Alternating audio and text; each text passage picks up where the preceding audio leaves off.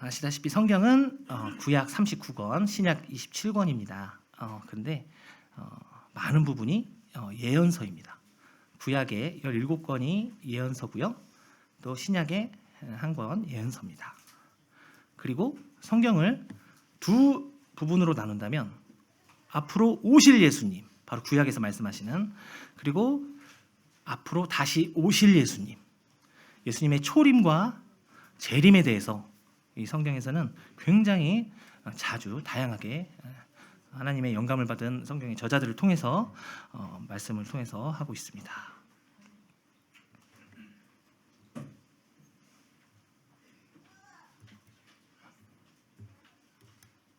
네, 무려 예수님의 초림보다 재림에 관한 말씀이 8배가 더 많습니다. 주님이 다시 오신다, 이 말씀이 8배가 더 많습니다. 구약 성경의 3분의 1이 또 예수님의 재림을 예언하고 있고요, 말씀하고 있고, 신약 성경에서 구원 다음으로 죄송합니다.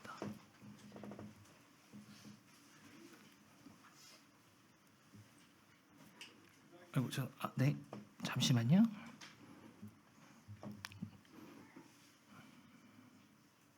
제 애들 사진을 잠깐 보시는 동안 네, 죄송합니다. 이게 PPT가 안 되고 있었네요.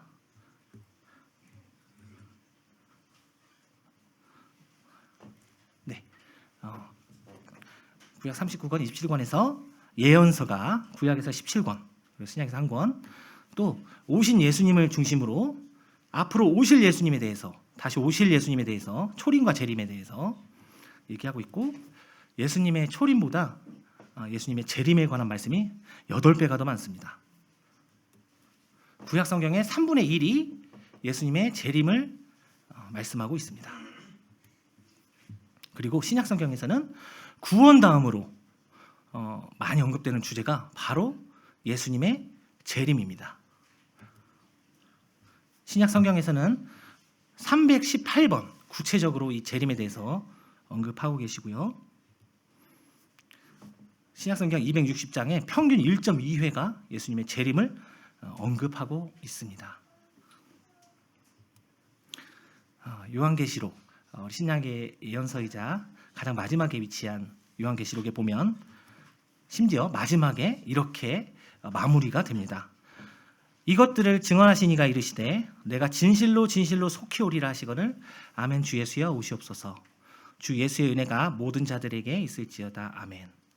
예수님께서 요한계시록 1장 1절에서 예수 그리스도의 계시라고 하셨는데 내가 진실로 진실로 속히 오겠다고 약속하시면서 요한계시록이 끝나게 됩니다.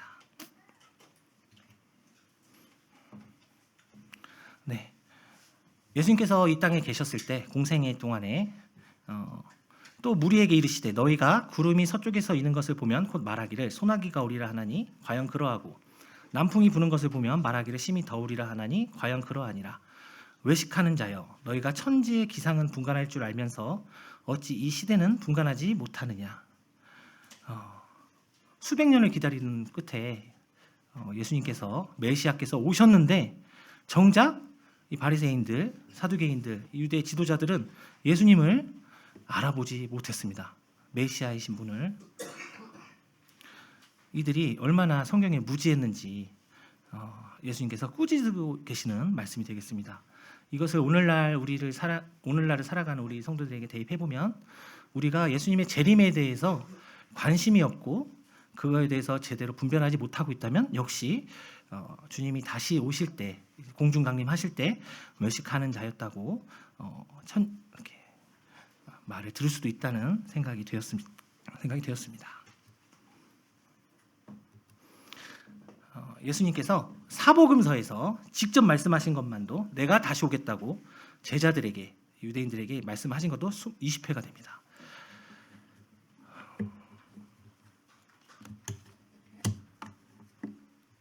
성도님들 휴거 믿으시나요? 예수님의 공중 강림 믿으시나요? 네. 존 메가더 목사님인데요. 미국인의 한탄하면서 얘기하더라고요. 미국인의 60%밖에 휴거를 믿지 않는다. 미국에서는 랩처라고 합니다. 황홀경. 휴거를 랩처라고 표현하는데 이 많은 100% 그리스도인 중에 60%밖에 믿지 않는다고 이렇게 한탄을 하면서 얘기를 하시는데 우리나라는 몇 프로 믿으실 것 같아요? 우선 제 주변에는 아무도 없습니다. 목사님이 3명이나 있는데 친구 중에 아무도 믿질 않아요. 감리교, 장로교. 너무나 많은 우리 한국 기독교인들이 휴거를 아예 모르고 있거나 믿지 않고 있거나 오히려 이단으로 생각하고 그러고 있다는 사실입니다. 그런데 이 메가도 목사님이 지금 이제 곧 주님께 갈 것 같아요. 심장 수술을 하시고 굉장히 몸이 안 좋습니다. 살 날이 많이 남지 않은 가운데 이제 강단에 잘 못 올라오거든요. 근데 이제 유튜브를 통해서 영상을 찍었는데 거기서 이제 많이 야외셨는데 이렇게 얘기를 하더라고요. 이 마지막 때에 세상에 휩쓸려서 성도의 신앙을 잃어버리지 않으려면 확신을 가져야 합니다.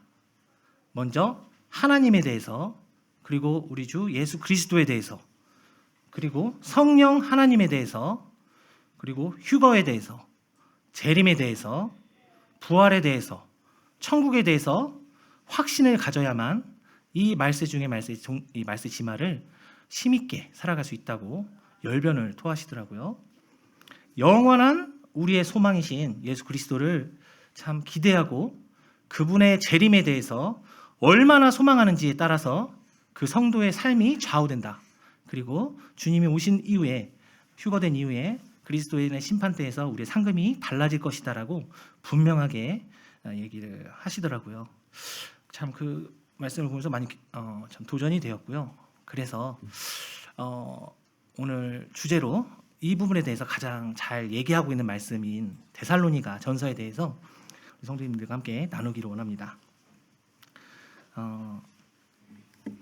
데살로니가 전서의 4장에 보면, 자 우선 그 전에 잠깐 설명을 드리면 사도 바울이 2차 전도 여행을 가는데요. 이제 2차 전도 여행에서 이제 그리스로 들어가게 됩니다. 그리스를 보면 그리스가 밑에는 아가야, 위에는 마케도니아 지역으로 양분이 되어 있고요. 밑에 아가야 지역에는 큰 도시가 아테네, 아덴과 고린도가 있고 위쪽에는 이 마케도니아 지역에는 빌립보와 데살로니가가 있습니다. 그런데 이 사도 바울이 이 데살로니가에서 약 한 달여간 머물면서 복음을 전하면서 이 데살로니가 교회가 세워지게 됩니다. 데살로니가 교회는 굉장히 나무랄 데 없는 교회였습니다. 데살로니가전서 1장을 보면 믿음의 행위, 사랑의 수고, 소망의 인내가 있는 교회라고 칭찬하시는 것을 볼 수가 있습니다. 그런데 이 훌륭한 이 순전한 데살로니가 교회에 문제가 하나 있었어요. 어쨌든 로마 제국의 핍박이 있었고 믿지 않는 이방인들의 핍박 가운데 성도들이 우리 주님이 곧 다시 오신다는 것을 기다리면서 구원받은 성도들이 이제 주님이 오셔서 부활할 거라고, 우리는 이제 부활할 거라고 생각하고 있었는데 예수님께서 더디 오시는 거예요. 그리고 성도님들이 이제 구원받은 성도님들이 이제 병이든 핍박이든 환난 가운데 죽어가게 됩니다. 그랬을 때 주님이 곧 오신다고 했는데 안 오시고 우리 성도들이 죽네? 그럼 어떻게 되는 거지? 아직 이때는 이 휴거에 대한 말씀, 주님의 공중 강림에 대한 말씀이 없었기 때문에 궁금한 거예요. 의문을 가지게 되었고 데살로니가에서 쫓겨나듯이 아테네로 갔던 이 사도 바울은 이제 그런 가운데 디모데가 데살로니가에 갔다가 아테네로 와서 이런 소식들을 바울 사도에게 전하게 됩니다. 그러면서 바울 사도가 특별히 이 데살로니가 성도들의 의문을 풀어주기 위해서 이 관계에 대해서 이제 편지를 쓰게 된 것이 바로 데살로니가 전서가 되겠습니다. 사도 바울 당시에는 그리스 로마 시대죠. 로마인들이 다스리지만 이제 철학은 그리스 철학입니다. 그 유명한 소크라테스, 플라톤, 아리스토텔레스 유명한 사람들인데 이 사람들이 참 죽음 이유에 대해서 많은 얘기를 했지만 결국에는 죽은 이유를 제대로 알 수 있는 사람이 누가 있겠어요? 우리 하나님 외에는. 그래서 다 헛소리에 불과했고 그런 가운데 이제 이 이방인들은, 그리스인들은 죽은 이후에는 끝이다. 아니면 이제 저쪽 인도 힌두교 그쪽처럼 이제 윤회, 죽은 다음에 사람이 다시 환생한다, 이렇게 믿는 사람도 있었다고 하고요. 어쨌든 죽으면 끝이라고 생각하는 사람이 대다수였고 부활을 믿지 않았습니다. 이런 이방인들에게 둘러싸여 있으면서 데살로니가 성도들이 많은 도전을 받는 거예요. 정말 믿음의 어떤 확신도 가지고 싶고 우리 믿음을 세상 사람들에게 전하고 싶은데 답답한 거죠. 어떤 이런 부분에 대해서. 그래서 또 사도 바울이 데살로니가 교회에 오래 머물지 못했기 때문에 죽음 이후의 성도들의 상태와 상황에 대해서 어떤 정확하고 확실하게 배우기가 어려웠던 상황이었습니다. 그래서 예수님을 믿고 구원받은 성도가 죽은 다음에는 어떻게 되는지, 그리고 예수님이 재림하실 때 살아있는 성도들은 어떻게 되는지, 이거에 대한 궁금증에 대해서 사도 바울이 이 데살로니가전서 특히 4장 5장을 통해서 이야기를 하고 있습니다.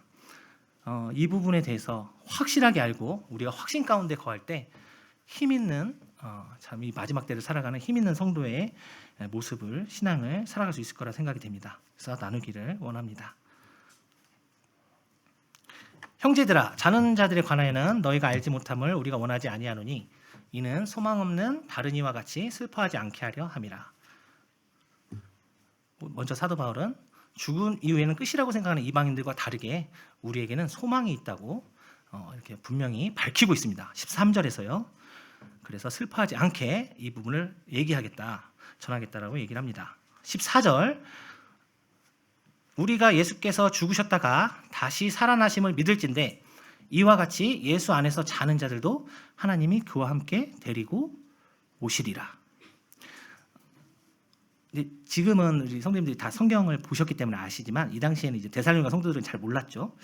죽은 성도들은 거지 나사로처럼 주님 품에 갔다가 마지막 재림 때 그 몸이 같이, 영혼이 오게 됩니다. 그래서 이 땅에 있는 육체와 같이 합하게 된다고 이 사실을 밝히고 있습니다. 15절, 우리가 주의 말씀으로 너희에게 이것을 말하노니 주께서 강림하실 때까지 우리 살아남아 있는 자도 자는 자보다 결코 앞서지 못하리라. 15절을 통해서 알 수 있는 것은 우리 살아있는 성도님들보다 먼저 죽어있는 성도님들이 그 몸이 먼저 부활하게 될 것을 볼 수가 있습니다. 특권이죠. 근데 많은 분들이 한 0.5초 빠르지 않을까 이렇게 분별하시더라고요. 먼저 죽어있는 성도들 몇 초 몇 분 정도 먼저 빨리 부활하고 그 다음에 우리 살아있는 성도들이 주님과 함께 이 육체를 벗고 호련히 변화되는 이 모습으로 휴거될 거라고 생각합니다. 전하고 있습니다. 보시면 이제 죽은 사람들은 바로 휴거 전까지, 이때 죽었던 성도들이 되겠죠. 예수님께서 십자가에 달려 돌아가시고 우리의 죄를 속죄하신 이후에 부활하신 이후에 그 사실을 믿고 구원받은 성도들, 그렇지만 주님이 재림하시기 전에 죽고 지금 주님 나라에 가 있는 우리 성도님들의 몸이 이때 같이 부활할 것이다. 이렇게 바울 사도가 정확하게 언급하고 있습니다. 16절, 주께서 호령과 천사장의 소리와 하나님의 나팔 소리로 친히 하늘로부터 강림하시리니 그리스도 안에서 죽은 자들이 먼저 일어나고. 호령, 군대에서 돌격 앞으로 하는 소리 있잖아요. 네, 그 소리. 요한복음 11장 43절을 보면 예수님께서 나사로야 나오라 하고 부르십니다. 아마도 그렇게 호령 소리가 나지 않을까 생각을 하고요.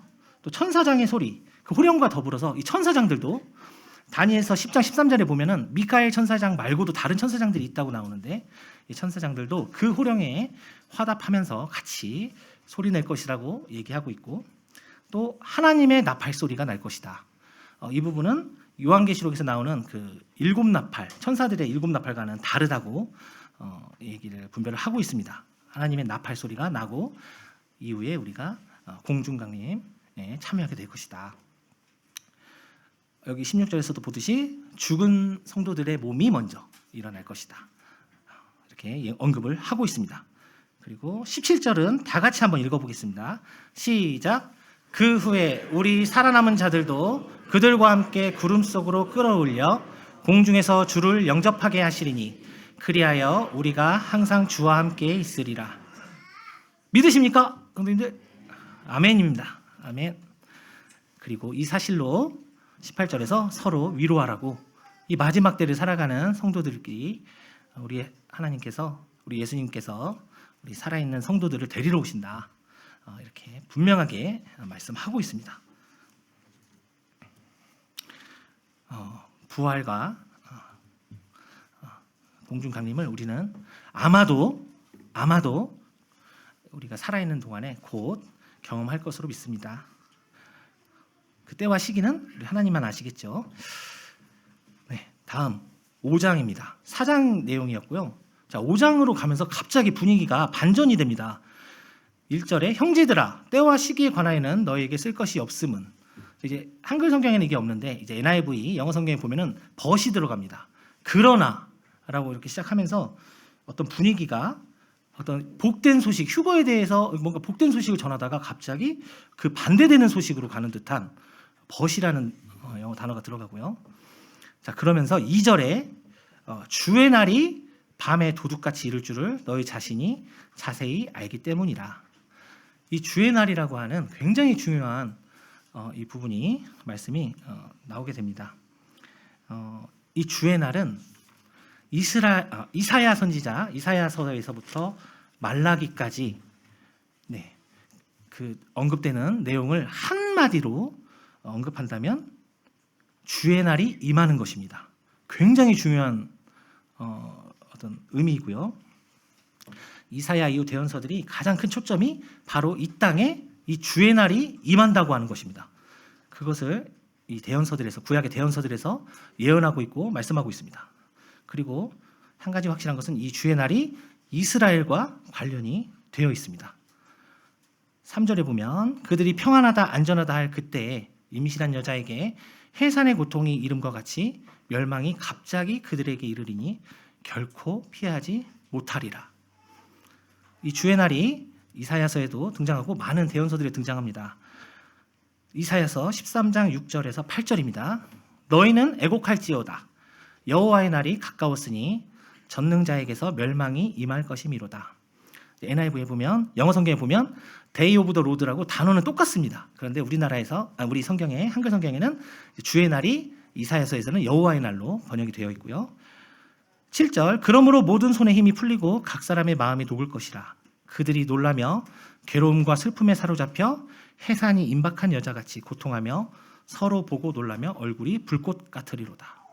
해산이 임박한 여성과 같이 그 엄청난 고통이 임한다. 이 주의 날은 하나님께서 언급하신 목적은 하나님의 아들의 영광과 권능 가운데 왕국을 세우겠다는 뜻을 의미하고 있습니다. 한마디로 휴거가 된 이후에 이 땅에 교회가 없는 상태에서 엄청난 고통, 바로 7년 대환란을 의미하죠. 고통과 심판을 통해서 천년 왕국에 들어갈 사람들을 선별해내겠다. 특히 이스라엘 유대인들이겠죠. 그래서 주의 날은 먼저는 고통 가운데서 임합니다. 7년. 우리 성도님들 잘 아시죠? 7년 대환란기가 먼저 주의 날의 첫 번째 그런 고통의 어둠의 시기를 상징을 하고요. 7년이 지난 이후에 이 7년 대환란을 통과한 이스라엘 유대인들, 그들을 데리고 우리 주님께서 이 왕국을 이끌어 가신다는 밝은 내용에, 그래서 합치면 주의 날은 몇 년이죠? 1007년이 되겠습니다. 7년과 1000년을 더해서. 하지만 먼저 이 7년 대환란 기간에 스가랴서 13장에 보면, 금요 탐사 시간에도 장로님께서 말씀해 주셨지만, 여호와가 말하노라 이 온 땅에서 3분의 2는 멸망하고 3분의 1은 거기 나으리니. 이 대환란 기간에 이스라엘 땅에 현재 1000만 명 정도가 있는데 앞으로 더 많이 그곳으로 모일 것입니다. 일리야를 통해서. 그런데 3분의 2가 멸망할 거라고 스가랴서는 얘기를 하고 있고, 스가랴서 13장 9절에서 내가 그 3분의 1, 살아남은 3분의 1도 불 가운데 던져서 은같이 연단하며 금같이 시험할 것이라고 예언하고 있습니다. 예레미야 30장에서는 그때를 야곱의 고난의 때라고 얘기하고 있습니다. 이 7년 대환란기를 통과하는 이스라엘 유대인들, 이들이 바로 이 주의 날에 초입에 들어가는 것이 되겠습니다. 자, 그렇다면 우리 교회는 어떨까요? 이 주의 날에 포함이 될까요? 네, 안 됩니다. 4절도 영어 성경을 보면 벗이 들어갑니다. 처음에 다시 또 반전이 되는 겁니다. 형제들아 너희는 어둠에 있지 아니하매 그날이 도둑같이 너희에게 임하지 못하리니. 이 문맥상 볼 때 이 어둠은 무엇이죠? 그러면 7년 대환란을 의미합니다. 그럼 우리 성도들이 교회가 이 어둠에 있지 않다고 하나님께서 주님께서 분명히 말씀하셨죠. 우리는 휴거를 통해서 이 7년 대환란을 겪지 않는다고 위로해주고 격려해주고 계신 것입니다. 그리고 그날이 도둑같이 너에게 임하지 않을 것이다. 5절에 너희는 다 빛의 아들이요 낮의 아들이라 우리가 밤이나 어둠에 속하지 아니하나니. 이 어둠의 환난 주의 날에 우리가 속하지 않는다고 분명히 사도 바울이 데살로니가 성도들을 격려하고 위로하고 있습니다. 그리고 6절에 그러므로 우리는 다른 이들과 같이 자지 말고 오직 깨어 정신을 차릴지라. 이 정신을 차릴지라를 이제 다미성교회 같은 교회는 이게 잠을 자지 말라는 뜻인가 보다 해가지고 밤에 12시가 넘어도 잠을 안 자고 흰 옷 입고 이렇게 그런 참 엉터리 같은 행동을 했다고 하더라고요. 이 깨어 정신 차리라는 게 그런 뜻일까요? 아니죠. 선생님들도 아시다시피 이 마지막 때를 살아가는 우리가 이 곧 주님의 주의 날이 임하기 전에 휴거가 올 것을 주님의 공중 강림을 기다리면서 깨어 있으면서 우리가 주님 그리스도의 심판대에 갔을 때 그 보상을 생각하면서 주님을 위해서 헌신할 것을 그럴 정신을 차리고 있으라는 것을 이 말씀이 의미하고 있습니다. 요즘은 뉴스만 봐도 진짜 곧 주님이 오실 것 같이 정신이 번쩍 납니다. 작년 11월 뉴스인데요. 사내들인 아시죠? 지금 이스라엘에 사내들인이 있는데 전 세계죠. 전 세계 사는 유대인들에게 편지를 썼습니다. 이 사내들인에서 이스라엘로 다 귀환하라. 모든 전 세계 사는 유대인들은 예루살렘으로 이스라엘로 귀환하라고 편지를 보냈습니다. 곧 이 땅에 엄청난 환란이 임하고 반유대주의로 인해서 많은 핍박이 있을 것이니까 모두 돌아오라고 편지를 보냈습니다. 그게 작년 11월이었고요. 그리고 이 교황이 사탄의 종이죠. 지금 생명이 위중합니다.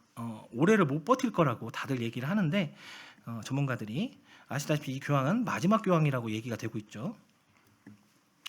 그리고 뉴스만 봐도 무서워요. 대공황이 올 것 같다고. 이 관세 전쟁이 1930년 대공황을 불러일으켰던 것이랑 똑같은 어떤 패턴으로 일어나고 있다. 그리고 이제 이란을 향해서 트럼프가 더 이상 5월 1일까지 시간을 줬는데 4월 중순 말까지 화답이 없으면 아마 공격할 것이라고 전문가들이 얘기를 하더라고요. 벌써 항모가 4개가 가고 있습니다. 4개가. 걸프전보다 더 많이 가고 있어요. 거기에 영국 항모, 프랑스 항모까지 가고 있어서 엄청난 지금 그게 엄청 이동하는 데만 해도 돈이 엄청나게 드는데 가고 있고 지금 주한미군에서도 이걸 지원하기 위해서 많은 병력이 차출되어 있습니다. 그래서 그쪽으로 가고 있고요. 중국도 이에 질세라 대만을 봉쇄해서 끝내겠다. 뉴스만 봐도 정말 정신이 번쩍 납니다. 그리고 뭐 일본 전문가들이 올해 안에 엄청 큰 지진이 올 거라고 하고 있고요. 청년들하고도 얘기했지만 디지털 화폐가 이제 실행이 됐습니다. 4월 시작됐죠. CBDC 이것은 이제 현금이 없는 사회로 가는 것이고 다들 아시다시피 중국과 같이 사회 신용 점수와 같이 국민들을 사람들을 통제하는 수단이 될 것입니다. 이것이 이미 실행이 됐습니다. 4월에서 6월까지 테스트를 거치고 실행한다고 하고 태국은 한 발 더 떠서 4km 이내를 벗어나면 결제가 안 되게 했어요. 이걸 테스트를 하는데 그러니까 15분 거리 안에를 벗어나지 못하게 지금 이게 러시아도 하고 있고 전 세계가 이것을 유럽 연합도 한다고 그러고 마지막 때가 가까워오는 것을 우리 성도님들 다 아실 것입니다. 정신을 차려야 된다. 사도행전 1장 10절 11절을 보면 올라가실 때 제자들이 하늘을 쳐다보고 있는데 흰옷 입은 두 사람이 그들 곁에 서서 이르되 갈릴리 사람들아 어찌하여 서서 하늘을 쳐다보느냐 너희 가운데서 하늘로 올려지신 이 예수는 하늘로 가심을 본 그대로 오시리라 하였느니라. 아시다시피 주님이 올라가니까 이렇게 쳐다보고 너무 놀라우니까 너무 놀랍잖아요. 주님 이렇게 보고 있으니까 이제 천사들이 와서 지금 그러지 말고 정신을 차려야 된다 이렇게 얘기를 하고 있는 거죠. 주님께서 요한복음 21장에 보면 우리 성도들을 어부와 목자로 부르셨습니다. 사도 베드로와의 그 대화를 통해서 알 수 있는 것은 우리를 사람 낚는 어부로 또 우리에게 맡겨진 양을 치는 목자로 부르셨는데 왜 가만히 있느냐고 분명하게 이렇게 얘기를 하고 있는 것이죠. 네, 있습니다. 그런데 천국에 가는 것과 주님을 만나는 것은 조금 다르다고 말씀에서 성경 말씀은 얘기하고 있습니다. 천국에 가는 것과 주님을 만나는 것은 좀 다르다. 요한일서 2장 28절 29절을 보면 자녀들아 이제 그의 안에 거하라. 이는 주께서 나타나신 바 되면 그가 강림하실 때 우리로 담대함을 얻어 그 앞에서 부끄럽지 않게 하려 함이라. 자녀들이면 구도자분들일까요? 성도님들일까요? 네, 성도들이죠. 성도들에게 요한 사도가 분명히 얘기하는 것은 부끄럽게 예수님을 만나는 사람들이 있다는 것입니다. 성도들 중에 예수님을 만나는데 우리는 구원받은 이후에 구원이 변하지 않죠. 신분이 변화되어서 하나님의 자녀로 우리 주님의 어떤 형제로 공동상속자로 구원받아서 천국에 가게 되는데 주님을 만나게 됐을 때는 보상이 다르다는 것입니다. 그 앞에서 예수님을 만나게 됐을 때 휴거 이후에 그리스도의 심판대에서 부끄러움을 당하는 사람이 성도들 가운데 있을 거라고 분명히 얘기하고 있습니다. 너희가 그가 의로우신 줄 알면 의를 행하는 자마다 그에게서 난주를 알리라.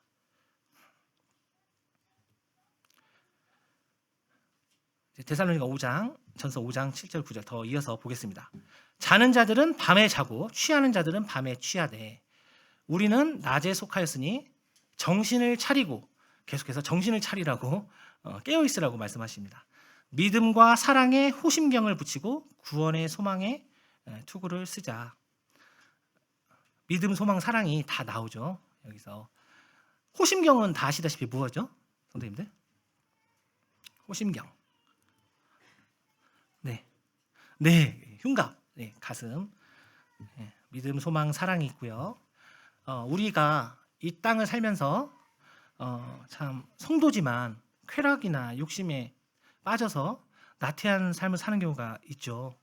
그럴 때 주님께서는 믿음과 사랑에 호심경을 붙이라고 얘기를 하십니다. 바로 이런 흉갑을 붙여서 이 탐욕과 나태 가운데서 나와라. 그리고 구원의 소망의 투구를 통해서 이 마지막 때를 보면서 이러다 망하면 어떻게 하지? 나라가 잘못되면 어떻게 하지? 우리 가족은 어떻게 하지?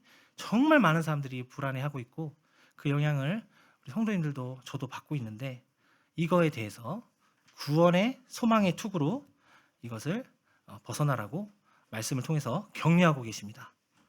그를 통해서 성숙한 신앙으로 우리를 이끌어 주시는 것이죠. 말씀을 통해서. 구원의 소망의 투구 뭐죠? 이 구원이 어디서 구원하시는 거죠? 네, 7년 대환란에서 이 땅에 주의 날이 임할 그 환란에서 우리를 구원해 주셨다는 거. 거기서 우리가 구원받았다는 사실, 그 사실을 기억하고 용기를 가지고 자신감을 가지고 그런 걱정과 불안에서 나오라는 것입니다. 9절에서 이어서 또 말씀하십니다. 하나님이 우리를 세우심은 노하심에 이르게 하심이 아니요 오직 우리 주 예수 그리스도로 말미암아 구원을 받게 하심이라. 우리를 구원하신 이유, 세우신 이유가 노하심에 이르게 하심이 아니다. 우리가 환란에 빠져서 7년 대환란 가운데 들어가게 하심이 절대 아니다.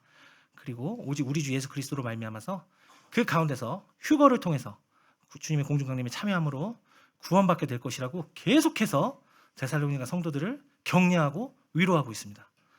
이것에 대해서 확신을 가지라고 말씀을 통해서 얘기하십니다. 확신하십니까? 성도님들? 네, 아멘입니다. 저한테는 좀 위로가 되는 말씀이에요. 예수께서 우리를 위하여 죽으사 우리로 하여금 깨어있든지 자든지 자기와 함께 살게 하려 하셨느니라. 사실 구원받고 난 이후에 자고 있는 성도들이 있죠. 네, 교회에 나오지 않거나 어떤 세상 일에 치여서 낙심 가운데 있거나 참 어려움 가운데 있는 성도님들이 있습니다. 근데 참 우리 주님께 너무 감사한 것은 그런 성도들도 휴거 됩니다. 주님의 공중 강림 때 함께 참여합니다. 너무나 감사해요. 그렇다고 이제 나태하게 있으라는 뜻은 아니겠죠. 깨어 있어야 된다. 그리고 이것에 대해서 피차 권면하고 서로 덕을 세우기를 너희가 하는 것 같이 하라고 주님께서 격려하고 계십니다. 통계를 하나 가져와 봤는데요. 지금 계속해서 전 세계에서 기독교 인구가 줄어들고 있습니다. 아시죠? 유럽은 문 닫는 교회도 너무 많고 나이트클럽으로 변했다느니 헬스장으로 변했다느니. 자, 2011년에는 이제 교회는 끝나간다라고 했습니다. 그런데 최근에 미국 기독교에서 2019년을 코로나 직전이죠.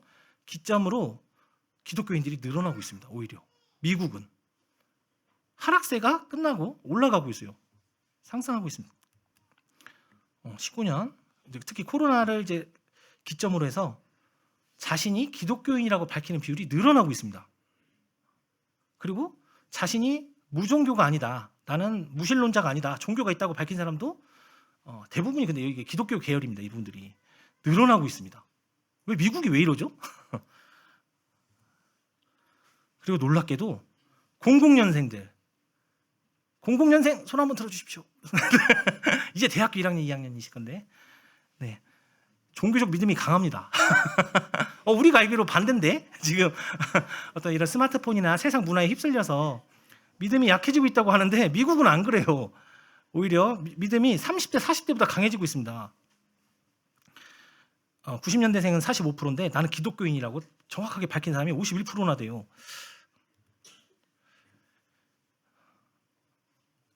그러면서 이 조사하신 분들이 이거 2000년에서 2006년에 태어난 사람들을 막 저항을 하고 있는 것 같다. 기독교 감소에. 그리고 심지어 남자가 더 많습니다. 20대 남성이 더 많아요. 형들 왜 그럴 것 같으세요? 미국 교회는 뭘 전할까요? 청년들에게 휴거를 전합니다. 재림을 전해요. 이 세상이 끝이 아니다. 곧 이 주의 날이 시작되고 어두움 가운데 임할 텐데 우리 구원받은 성도들은 주님께서 오셨을 때 휴거되어 그 공중강림에 참여한다고 정확하게 가르칩니다. 이것이 비결입니다. 박태준 형제님께서도 그 동북교회, 광주동북교회 형제님께서도 교사 강습회 때 물어봤어요. 어떻게 해야 될까요? 우리 구원받을 수 있도록 주일학교 아이들, 학생부 아이들에게 뭐를 가르치면 좋을까요?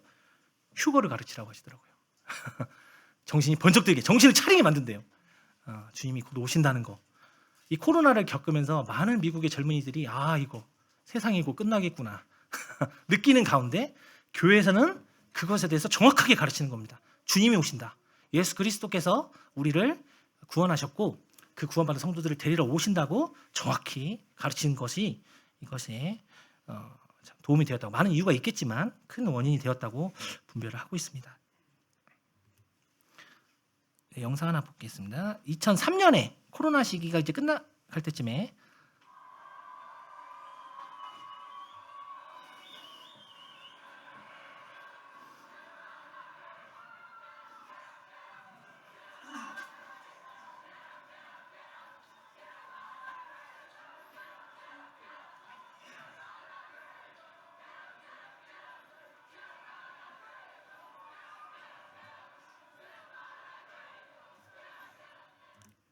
이제 시애틀에서 있었던 일인데 이제 20, 30대 젊은이들이 중심이 돼서 Jesus coming back, 예수 그리스도께서 재림하신다, 공중강림하신다고 외치면서 수천 명이 모여서 행진을 했던 영상이에요.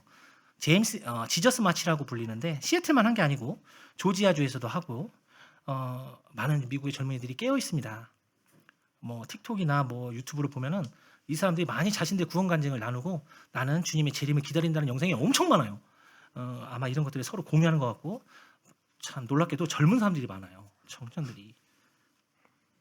저는 그것이 우리 말씀대로 행한 교회의 주님이 주신 복이라고 생각합니다. 예수께서 우리를 위하여 죽으사 우리로 하여금 깨어있든지 자든지 자기와 함께 살게 하려 하셨느니라. 그러므로 피차 권면하고 서로 덕을 세우기를 너희가 하는 것 같이 하라. 아시다시피 주님이 곧 오시는데 분명히 주님께서는 고린도전서 3장에 보면 구원만 받고 주님 앞에서 부끄러움을 당할 성도가 있다고 분명히 말씀하십니다. 우리도 이거에 대해서 경각심을 가지고 그리스도의 심판대에서 우리가 어떤 보상을 받을지를 생각을 해야 되겠죠. 기회가 있습니다. 내일부터 이제 시작되는데 성도님들 늦지 않았습니다. 정말 많은 이들이 올해 주님 오실 것 같다는 분들도 많고 곧 주님 오신다. 기회가 많지가 않아요. 이 휴거의 소망에 대해서, 재림의 소망에 대해서 용기 있게 얘기하고 이 젊은이들에게, 청년들에게, 학생들에게, 우리 아이들에게 복음을 담대하게 전해야 하겠습니다. 아까 얘기한 것처럼 이 말세 지마를 살아가는 우리 성도들에게 세상에 휩쓸려서 신앙의 빛을 잃어버리지 않으려면 확신을 가져야 된다. 먼저는 하나님에 대해서, 두 번째는 영원한 소망이 되시는 예수 그리스도에 대해서, 성령 하나님에 대해서, 구원에 대해서, 휴거에 대해서, 그리고 재림에 대해서, 부활에 대해서, 천국에 대해서 반드시 확신을 가져야 이 세상을 힘있게 주님의 빛을 밝히면서 살아갈 수 있다고 얘기를 하고 있습니다. 영원한 우리의 소망 되시는 예수 그리스도를 기대하고 그분의 재림에 대해서 얼마나 소망하고 있는지에 따라서 우리의 신앙과 삶이 결정된다. 주님 앞에서의 보상도 결정될 거라고 생각합니다. 다 같이 읽고 마치겠습니다. 시작! 우리는 낮에 속하였으니 정신을 차리고 믿음과 사랑의 호심경을 붙이고 구원의 소망의 투구를 쓰자. 마치겠습니다.